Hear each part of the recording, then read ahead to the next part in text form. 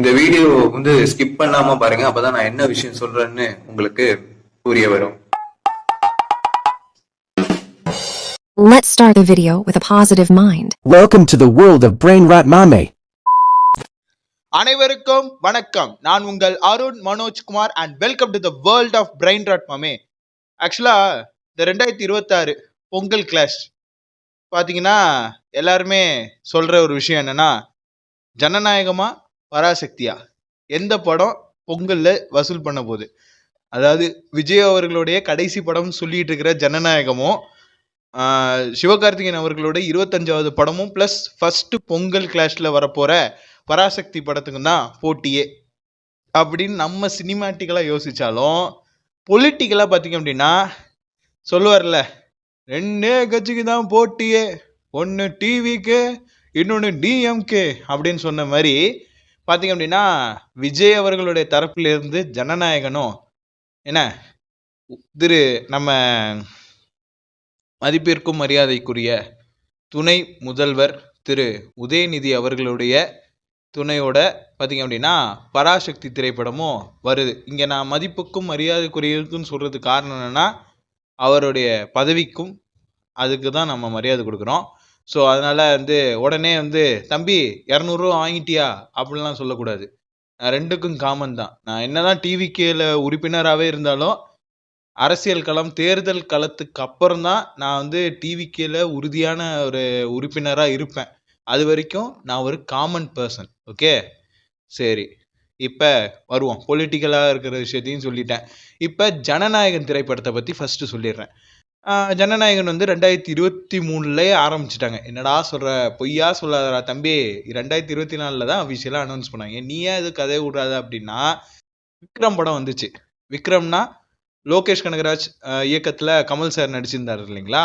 அந்த விக்ரம் படத்தோடைய சக்ஸஸ்க்கு அப்புறம் கமல் சார் ப்ரொடக்ஷனில் அடுத்து வினோத் சார் வச்சு பண்ணலாம், இந்தியன் 2 வர்றபடி வரட்டும், வினோத் சார் வச்சு ஃபஸ்ட்டு பண்ணிடலாம் அப்படின்னு சொல்லி ஆரம்பித்த ஒரு ப்ராஜெக்ட் தான். ஓகேங்களா. அந்த ப்ராஜெக்ட் ட்ராப் ஆகி அப்படியே வினோத் அவர்களுக்கு கொஞ்சம் மன உளைச்சல். ஏன்னா அவ்வளோ பெரிய ஆக்டரு, அவ்வளோ பெரிய வாய்ப்பு கிடைக்குது, ஆனால் ட்ராப் ஆகிடுச்சுன்னு ஒரு உளைச்சல் இருக்கிறப்ப விஜய் அவர்கள்கிட்ட ஒரு ஸ்டோரியை நரேட் பண்ணுறாரு. அது காலப்போக்கில் பார்த்தீங்க அப்படின்னா ஜனநாயகன் சொல்லி வருது. ஆனால் அந்த ஜனநாயகத்தில் என்ன ட்விஸ்ட் அப்படின்னு பார்த்தீங்க அப்படின்னா, நம்ம தெலுங்கு சினிமாவில் இயக்குனர் அனில் ரவிபுட்டி அவர்களுடைய இயக்கத்தில் நம்ம பாலையா, அதுக்கப்புறம் காஜல் அகர்வால், அதுக்கப்புறம் ஸ்ரீலீலா இவங்க நடித்த பகவந்த் கேசரி இந்த படத்தை பற்றி நம்ம ஆல்ரெடி ரோஸ்ட் வீடியோ ஒன்று போட்டிருக்கோம். அது பாருங்கள், நம்ம காட்சியில் ஆட் பண்ணுறோம். ஓகேங்களா. சரி, அந்த திரைப்படத்தினுடைய அஃபீஷியல் ரீமேக், இந்த பகவந்த் கேசரி படத்துடைய அஃபீஷியல் ரீமேக்காக தான் ஜனநாயகன் படம் வருதுன்னு ஒரு கான்ஸ்பிரசி தியரி இருக்குது. ஒரு சில அறிகுறிகளும் தென்படுது. ஓகேங்களா. அது படத்துடைய முன்னோட்டம் வரும்பொழுது தான் நமக்கு தெரியும். நம்ம பாலையாவுடைய கதையை எடுத்து பண்ண போறாரு விஜய் அப்படின்னு சொல்லி ட்ரோல் பண்ணிட்டு இருக்காங்க. ஒரு பக்கம் இருக்கட்டும். ஆனால் அந்த படத்துடைய பார்த்தீங்கன்னா ஆல்மோஸ்ட் எல்லாமே முடிஞ்சிருச்சு. தெலுங்குல கூட பார்த்தீங்க அப்படின்னா ஜனநாயக்கடு அப்படிங்கிற டப்பிங்கில் வரப்போகுது. ஹிந்தியில் பார்த்தீங்க அப்படின்னா ஜன் நேதா அப்படின்னு சொல்லி வரப்போகுது. ஓகேங்களா. இது எல்லாமே ஓரளவுக்கு வந்துருச்சுன்னு வச்சுங்களேன். ரன் டைம் பார்த்தீங்க அப்படின்னா 3 hours 6 minutes அப்படின்னு சொல்கிறாங்க. இதுல விஜய் சார் 2 போர்ஷன்ஸ் நடிக்கிறாரு. ஒரு இதில் ஒரு காமன் மேனாகவும், இன்னொரு இதில் ஒரு போலீஸ் ஆஃபீஸராகவும் நடிக்கிறாரு. டிப்பிக்கலி அப்படியே பார்த்தீங்க அப்படின்னா பகவந்த் கேசரியோட ஒத்து போகுது. ஓகேங்களா. ட்ரெய்லர் இன்னும் வரல, 2 படத்தோடைய ட்ரெய்லரும் இன்னும் வரல. அதனால் நான் எதையுமே முடிவாக சொல்ல முடியாது. அதையும் நான் இந்த இடத்துல சொல்லிடுறேன். அடுத்து பராசக்தி இங்கிட்ட வரேன். பராசக்தி 2023 எண்டில், 2023 எண்டுலேயே பார்த்தீங்க அப்படின்னா சுதா கொங்கரா மேம் சூர்யா சாரோட இணைஞ்சு அகெயின் ஒரு காம்போ பண்ணலாம் அப்படின்னு இனிஷியலாக ஐடியா பண்ணது புறநானூறு அப்படின்னு சொல்லி பார்த்தீங்க அப்படின்னா ஒரு ஐடியா ஒன்று பண்ணியிருந்தாங்க.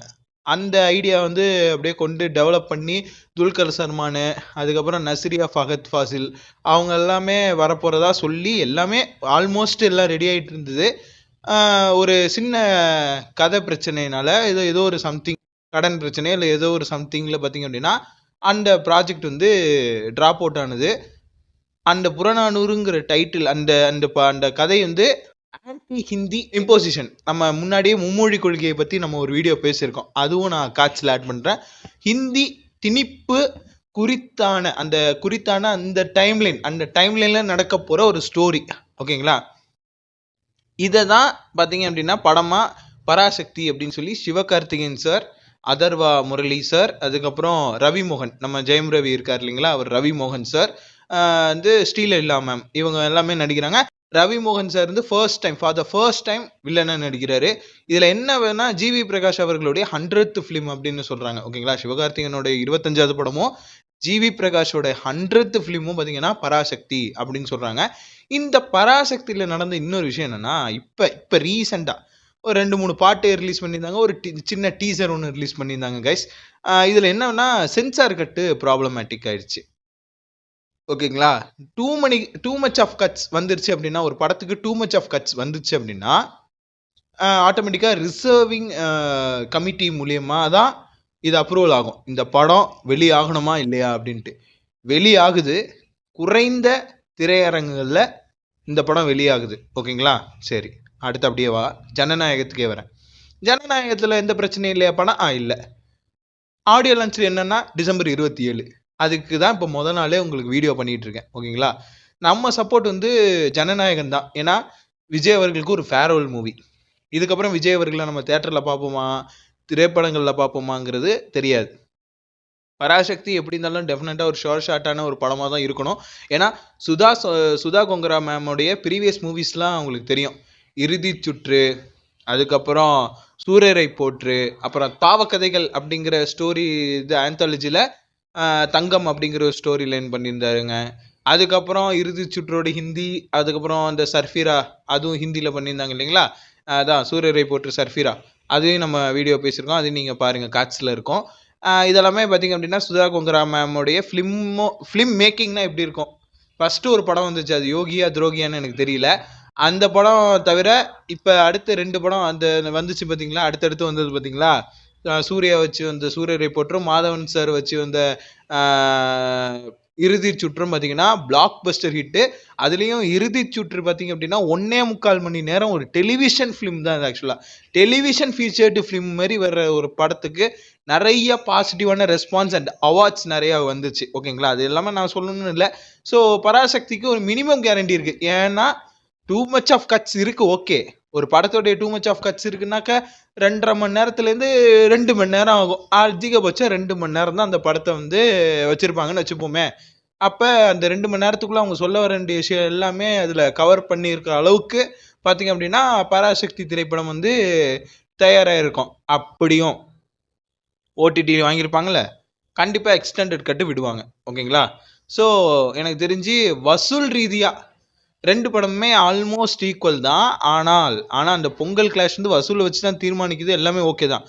மக்கள் இடையே ஒரு ஜென்ரல் ஆடியன்ஸாக வந்து நான் இந்த படத்தை பார்க்கணும் அப்படிங்கிறப்ப மோஸ்ட் ஆஃப் த பீப்புள் வந்து ஜனநாயகனை தான் சூஸ் பண்ணுவாங்க. பராசக்தியை செகண்டரியாக தான் வச்சுருப்பாங்க. ஓகேங்களா, ஏன்னா பராசக்திங்கிறது வந்து கமர்ஷியல் ஃபிலிம் கிடையாது, அது ஒரு periodic featured film, timeline base பண்ணி வர்ற படம். இதெல்லாமே வந்து பார்த்திங்க அப்படின்னா ஆடியன்ஸ் உடனே ஃபேமிலி ஆடியன்ஸ் உடனே வர மாட்டாங்க. ஃபேன்ஸ்னா சிவகார்த்திகேயன் சாருக்கும் ஃபேன்ஸ் இருக்குது, விஜய் சாருக்கும் ஃபேன்ஸ் இருக்குது. இன்ஃபேக்ட் விஜய் சாருக்கு அதிகமாகவே ஃபேன்ஸ் இருக்குது. இருந்தாலும் 2 படம் கிளாஷாக வர்றப்ப பார்த்திங்க அப்படின்னா எனக்கு என்னுடைய அசம்ஷன்ஸ் கரெக்டாக இருந்துச்சு அப்படின்னா ஜனநாயகன் வந்து பீட் பண்ணிவிடும், 1 நாட்ச் அப்பில் போக வாய்ப்பு இருக்குது அப்படிங்கிற விஷயத்தையும் இந்த இடத்துல சொல்கிறேன்.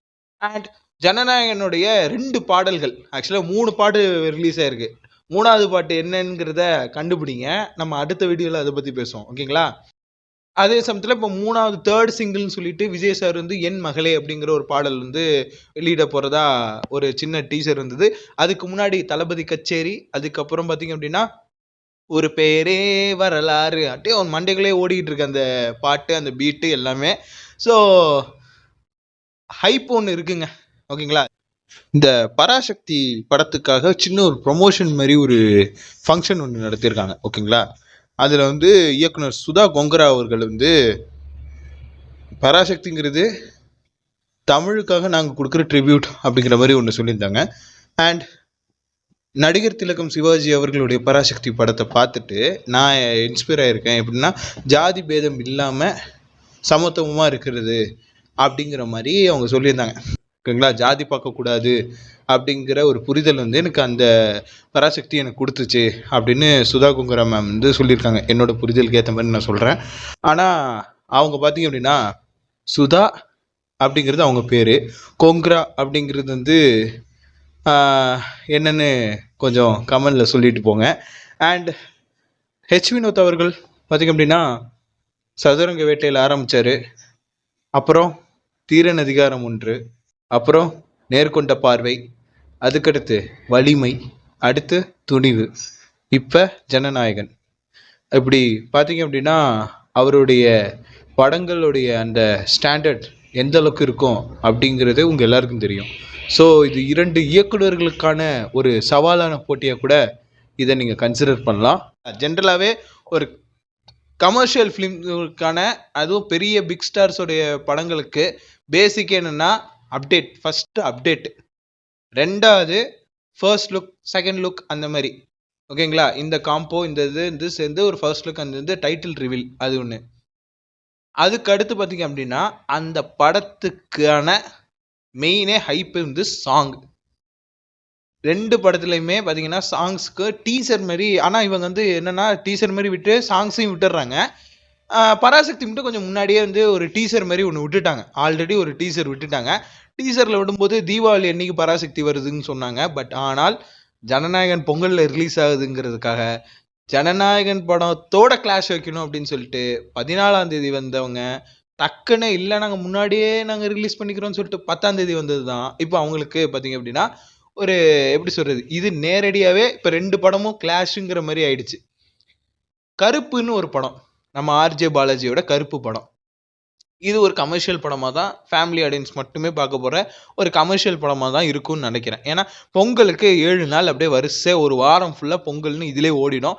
ஜனவரி 9 அதுலேருந்து ஆரம்பித்தா கூட பார்த்திங்க அப்படின்னா கன்னி பொங்கல் காணும் பொங்கல் டைம்ல எல்லாம் பார்த்திங்கன்னா ஒரே திரைப்பட இதாகவே இருக்கும். ஓகேங்களா, அப்படி இருக்கிறப்ப இந்த பொங்கல் கிளாஷில் அதிகமாக எதிர்பார்த்துட்டு இருக்கிறது ஜனநாயகன் 1 ஃபேன் ஃபெஸ்டிவல் சொல்கிறேன். 2வது வந்து பராசக்தி, 3ஆவதாக ஒருத்தர் இருக்காருன்னா அது கருப்பு. இன்னும் கருப்பு சம்மந்தமாக எந்த அப்டேட்டும் வரல. ஸோ பாலாஜி அண்ணா, ஆர்ஜே பாலாஜி அண்ணா கொஞ்சம் ஏதாவது பார்த்து செஞ்சு விடுனா. அண்ட் சாய பயங்கர் தம்பி, உங்கள் வயசு ரொம்ப கம்மி தான், நான் உங்களோட வயசு கொஞ்சம் கூட தான், கொஞ்சம் காதுக்கு இறைச்சல் வராமல் நல்ல திவ்யமான கானத்தை கொடுப்பா. ஓகேவா, சரி, இதுதான் வந்து மொத்தமாக ஓவராலாக சொல்ல வந்தது. ஸோ பொறுத்திருந்து பார்ப்போம். அண்டு 27 மலேசியாவில் ஆடியோ லான்ச் நடக்க போகுது. எனக்கு தெரிஞ்சு அந்த இதை டைவெர்ட் பண்ணுறதுக்காக பல விஷயங்கள் நடக்கலாம் அரசியல் ரீதியாக. ஓகேங்களா, ஆனால் மலேசியாவில் வந்து பார்த்திங்கன்னா நான் ஃபுல்லாக சினிமாவை பற்றி தான் அந்த இதில் பேசணும்னு சொல்லிட்டு அப்துல் மாலிக்னு ஒருத்தர் நம்ம சொல்லியிருந்தோம். அஜித் சார் சம்மந்தமாக ஒரு வீடியோ நம்ம வந்து என்னோடய ஃபர்ஸ்ட் சேனலில் பேசி அந்த வீடியோ அப்லோட் பண்ணியிருந்தேன். அதில் ஒரு விஷயத்த கொஞ்சம் மாற்றி சொல்லிட்டேன். சிம்பு சார் வந்து பார்த்திங்க அப்படின்னா மலேசியாவில் நகைக்கடை ஓப்பன் பண்ண வந்திருக்காரு. மாலிக், அப்துல் மாலிக்ங்கிற ஒரு பிஸ்னஸ் மேக்னட்டோட டீப்பஸ்ட் ஃப்ரெண்டாக இருக்கிறது யாருன்னா சிம்பு சார் வந்து நேராக மலேசியாவுக்கு வந்து பார்த்திங்க அப்படின்னா நகைக்கடை ஓப்பன் பண்ணாங்க. அது பேரலாக அஜித் சாரையும் மீட் பண்ணாங்க. அது சொல்லணும்னா இப்போ அந்த மாலிக் அவர்களுடைய ப்ரொடக்ஷனில் அவங்களுடைய ஸ்பான்சர்ஷிப்பில் தான் இந்த மலேசியாவில் பார்த்திங்க அப்படின்னா இந்த கிராண்ட் ஆடியோ லான்ச் தளபதி திருவிழா அது நடக்குது. தளபதி திருவிழாவில் ஆல்மோஸ்ட் பார்த்திங்க அப்படின்னா ஹண்ட்ரட்ஸ் ஆஃப்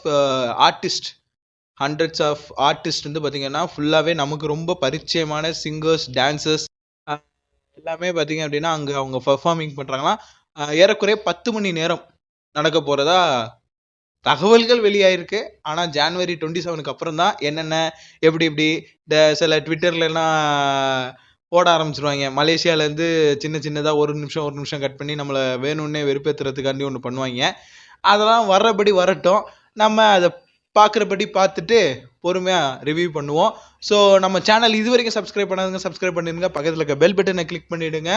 அண்ட் இன்னும் 23 தான், மார்ச் டு ஃபர்ஸ்ட் ஸ்டெப். ஓகேங்களா, ஸோ ஓகே, இதுதான் ஓவராலாக நம்ம சொல்லியிருந்தோம். அண்ட் இன்னைக்கு அதாவது எப்படி சொல்கிறது, இன்னைக்கு நான் இப்போ ரெக்கார்ட் பண்ணிட்டு இருக்க இந்த தேதி பார்த்திங்க அப்படின்னா Christmas. So belated to wishes, merry Christmas to all. And video இதோட நிறைவடைகிறது.